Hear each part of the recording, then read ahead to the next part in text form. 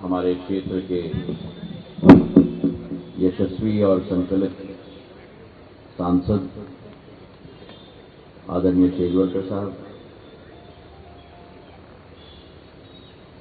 आदरणीय मामी जी,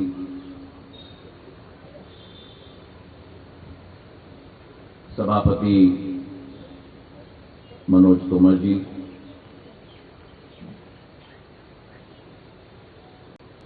पूर्व मंत्री इमरती देवी जी, पूर्व विधायकगण मदन कुशवाहा जी, रमेश अग्रवाल जी, मुन्नालाल गोयल जी, समस्त मंचासीन महानुभाव और सर्वप्रथम मेरे सामने समारोह में उपस्थित हमारे स्वतंत्र संग्रामीगण, उपस्थित बुजुर्गगण, भाइयों और बहनों, आप सबको मेरा झुककर प्रणाम।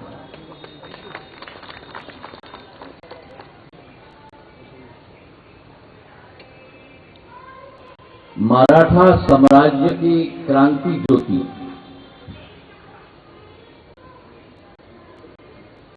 तांबे परिवार, तांबे वंश की बेटी नेवालकर वंश की बहू, जिन्होंने इस देश के इतिहास में नहीं, लेकिन ये अतिशयोक्ति नहीं होगी, विश्व के इतिहास में अपनी वीरता, शौर्य का एक अमिट छाप छोड़ा।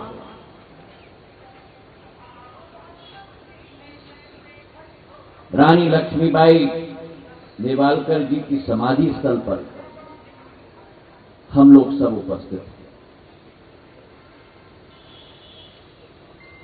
भारत के इतिहास की लड़ाई, भारत की आजादी के इतिहास की लड़ाई, ये वो भारत माता है, ये वो देश है, ये वो माटी है जिसने कभी भी किसी और देश के प्रति, किसी और माटी के प्रति आक्रामकता की दृष्टिकोण से कभी भी नहीं देखी।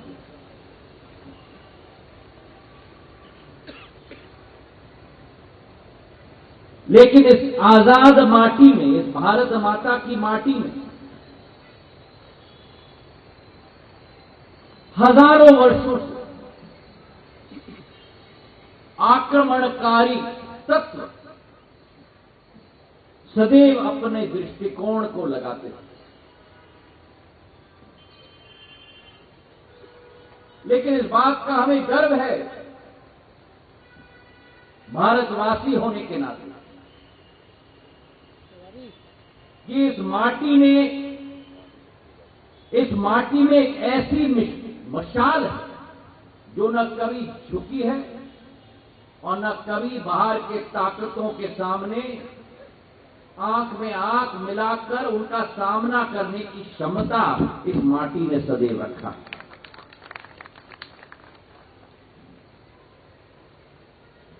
हमारी भारत भूमि एक पवित्र भूमि, 2000 वर्षों से, 3000 वर्षों से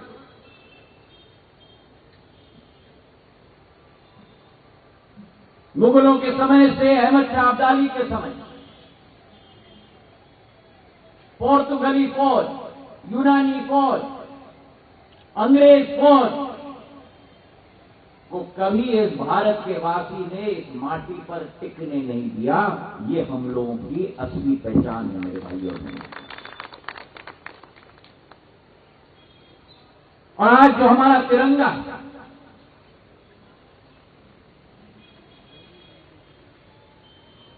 ये तिरंगा एक मात्र झंडा नहीं, ये तिरंगा हमारी पहचान है। यह तिरंगा हम एक एक भारतवासी का मान सम्मान और हमारी शान है। ये तिरंगा हमारे महान विभूतियों की तप और त्याग का प्रमाण है। ये तिरंगा बलिदान का रूप है। ये तिरंगा हमारी सभ्यता की श्रेष्ठ कला का प्रतीक है। ये तिरंगा हम सबकी राष्ट्रीय विविधता के का एक उदाहरण है। और आज इस तिरंगे के साथ जो एक औपचारिक संबंध हमारा था, प्रधानमंत्री के आदेश के अनुसार हर घर तिरंगा के साथ साथ अब ये तिरंगा इस देश के 130 करोड़ वासी के दिल दिल में बसने का कार्य आज शुरू हो चुका है। मेरे भाइयों, ये प्रतिबद्धता हमें रखनी होगी। तिरंगा है तो हमारा राष्ट्र,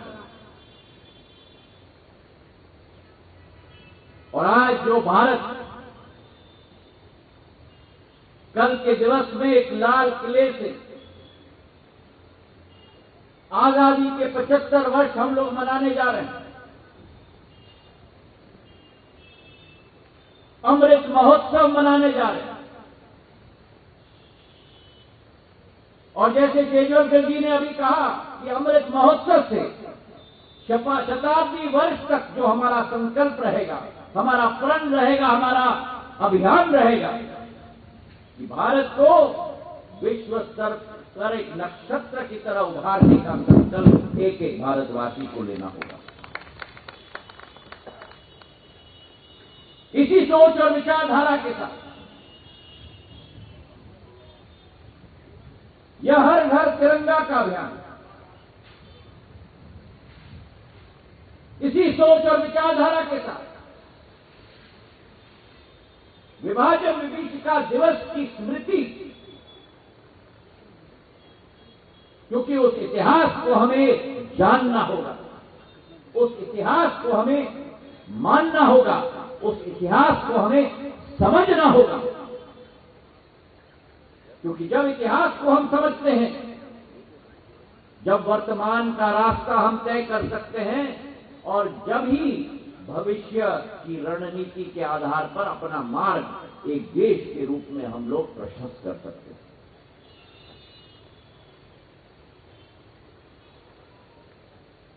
भारत को एक महाद्वीप कहा जाता है।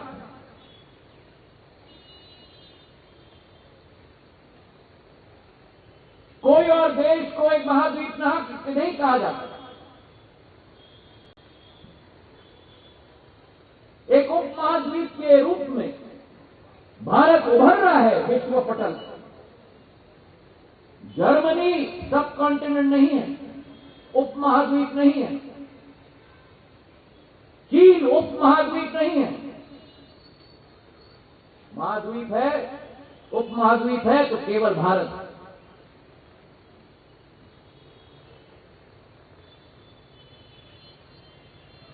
और भारत जब उपमहाद्वीप होता था, भारत को दो अलग अलग टुकड़ों में बांटा गया। कुछ लोगों की संकीर्ण मानसिकता के आधार पर, और जिन लोगों ने उस समय में, इस विभाजन के समय में जो कष्ट उठाया, परिवार टूट गई, रिश्ते टूट गए, नाते टूट गए,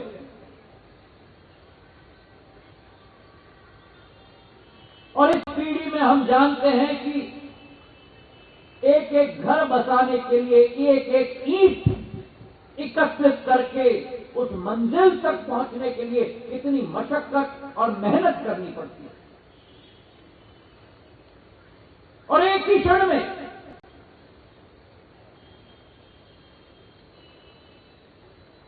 वे लोग जिनकी घर गृहस्थी होती थी,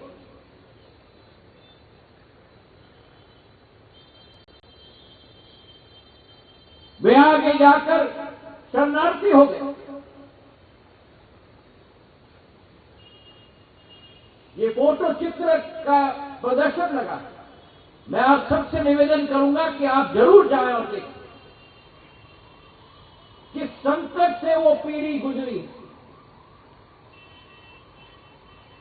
एक तरफ पूर्वी पाकिस्तान से, जो समय भारत का भाग होता था, उस क्षेत्र से लोग बंगाल की तरफ कूच पड़े। इस तरफ पश्चिमी क्षेत्र से लोग लाहौर से, कराची से, पंजाब की तरफ निकले, रावलपिंडी से। 1 करोड़ इस देश के वासी को शरणार्थी होकर बसों में, ट्रेनों में चलकर, घुस कर, ट्रेनों के छत पर बैठ कर हजारों किलोमीटर का सफर करना पड़ा और आए अपने हाथ में जो लेके आप आए वही लेके आए और आकर दोबारा अपना बसेरा बसाया,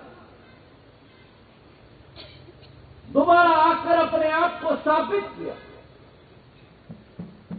और दोबारा दिन दिन पर वैसे ही एक एक ईंट को पकड़ कर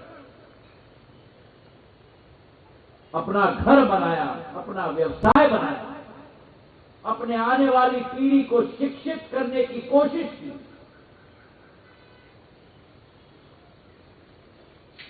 भविष्य बनाने की कोशिश की।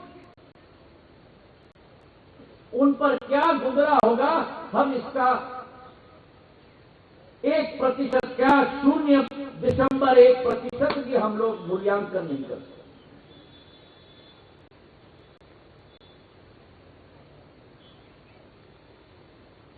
दो पीढ़ियां निकल गई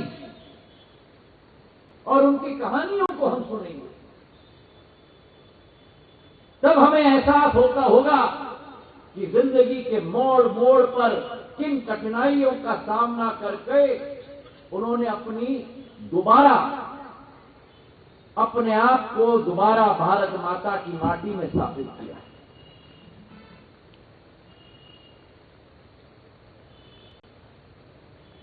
दंगे हुए, लोगों की जान गई,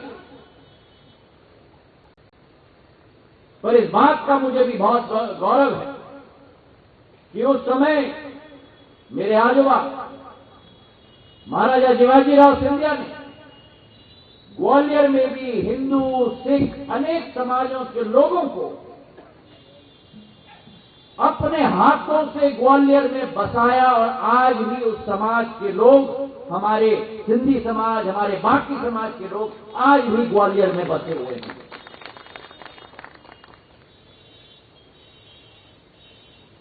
ये हमारी भारत की महानता है। हम उस देश के वासी हैं जो सभी को अपनाते हैं। हमारे कण कण में वो भावना, इसलिए तो कहा जाता है ना, हमारे संस्कृत श्लोकों में भी कहा जाता है, हमारे ग्रंथों में कहा जाता है, वासुदेव कुटुंब, पूरा विश्व एक परिवार है। और ये मैंने देखा जब मैं यूक्रेन भी गया,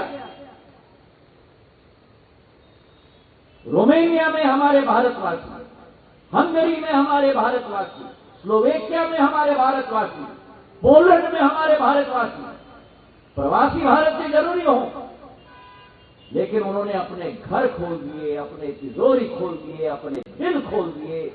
हमारे बच्चों को वापस घर लाने, सुरक्षित लाने के लिए हर मुहिम पर अगर कोई अग्रणी पंक्ति में था तो वो हमारा प्रवासी भारतीय खड़ा था। तो आज उस विभाजन विभीषिका दिवस की स्मृति को जागरूक हमें करनी होगी। कल आजादी के अमृत महोत्सव को हम मनाने जा रहे हैं, हर्षोल्लास के साथ मनाएंगे, लेकिन आज 14 अगस्त को और केवल इस 14 अगस्त को नहीं, हर 14 अगस्त को जो घटनाएं घटी, जो संकट हमारे देशवासियों ने उठाया, जो इधर से उधर शरणार्थियों को हमने स्थापित किया,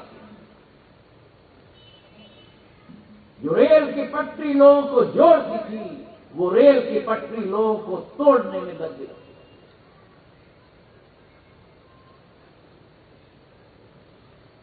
जो लोग किसानी करते थे,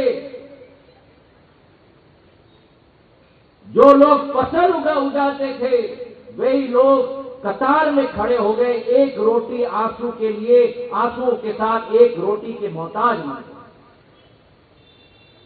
वो इतिहास को हमें याद करना होगा और उन लोगों की स्मृति में, हमारे स्वतंत्र संग्रामियों की स्मृति में, जिन्होंने बापू के साथ हाथ में तिरंगा लेकर